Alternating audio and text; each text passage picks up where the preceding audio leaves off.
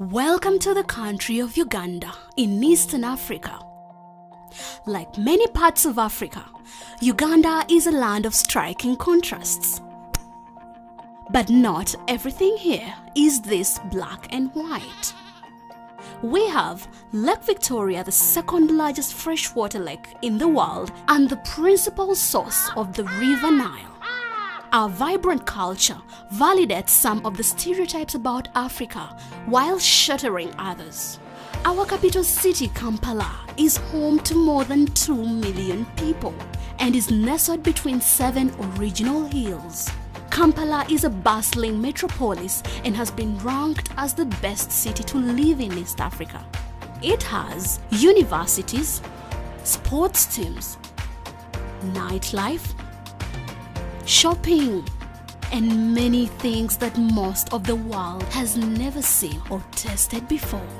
Meet Gertrude Njuba, co-founder of Blockchain Africa, a fintech company focused on developing blockchain use cases and real-world solutions for the public and private sector. She is also senior presidential advisor and a government official working on land registration issues. We depend on land a lot. People work on land, they spend all their lives on land. It's not like in the first world where people live in the cyber world. We live on land. So people come in my office like patients go to hospitals. Nobody comes with a happy face. So either side is saying this is the right title, this is the right title, and you don't know how it came about. Usually it's because somebody in the registry made a mistake. January this year, I attended a summit in Hong Kong which talked about blockchain. As explanations went on, I saw that Uganda needed blockchain technology for many things, but most of all for the land registry. Meet Professor Eriabu Lugujo, the Vice Chancellor of Ndeje University, the top private school in the country. His university is home to more than 8,000 students. And he has many ideas on how blockchain can improve their academic record keeping. The private university depends on tuition, mostly on tuition. Some students come here and they say we have paid in the banks, and yet they haven't paid. Or they bring in forged receipts. Therefore, if blockchain comes in and says that it can increase the efficiency in collection of fees, that will be the lifeblood of the university. So when we give an individual a certification, the certification must reflect his capability.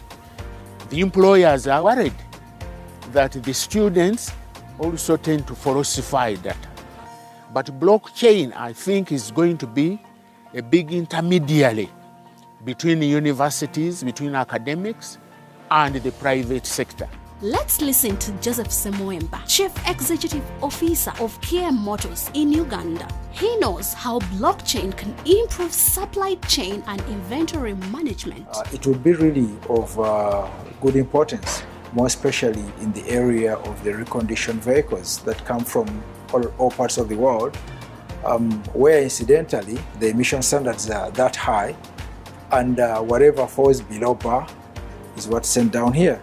So we might need to be able to trace backwards and say, look, what is the status of this car? So we get those challenges when these cars are just dumped in our market. People will be quick to buy because it's a cheap car, looking at the disposable income. But in the long run, they are such a health hazard to the people and the environment. Blockchain technology is the smartest thing to go for right now, and it's the best that can happen to the world. Let's move on to Lillian Navulime, world-renowned sculptor and senior lecturer at Makerere University. Blockchain can protect her intellectual property rights. My husband lived with HIV/AIDS, and I didn't know how to handle. No one was there for us. So when I got an opportunity to go to the UK to study a PhD, that's when I found out that women were much affected with HIV/AIDS. Those living with HIV/AIDS and was affected like me. I don't have HIV/AIDS, but I was affected because my husband was living with HIV/AIDS. And then that was the turning point to decide to develop sculptures that can communicate HIV/AIDS. I've done several artworks, but finding market for these sculptures is the most difficult thing. Blockchain can take a record of the artworks of the Ugandans, and then that means they are registered internationally. Then blockchain can expose them, but at the same time, they are protected. Finally, let's meet some members of the Blockchain Africa team. They are all members of NetLeaders and are implementing these and many other solutions on the Dascoin blockchain. Think of record keeping, smart contracts, remittance, financial institutions, value chain promotion, and much more. We wake up every day and go and tell people about blockchain technology. We are talking to government, we are talking to the private sector, basically trying to educate people about the blockchain technology and asking them to adopt and actually integrate it into the systems that they are having right now.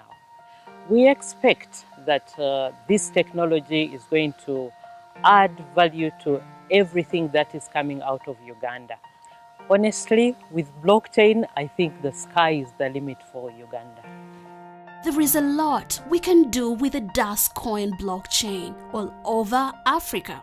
If we can implement these solutions in Uganda, then we can implement them all over the continent and throughout the world. Unlocking Africa, one block at a time. Blockchain Africa, working in association with NetLeaders and Dascoin.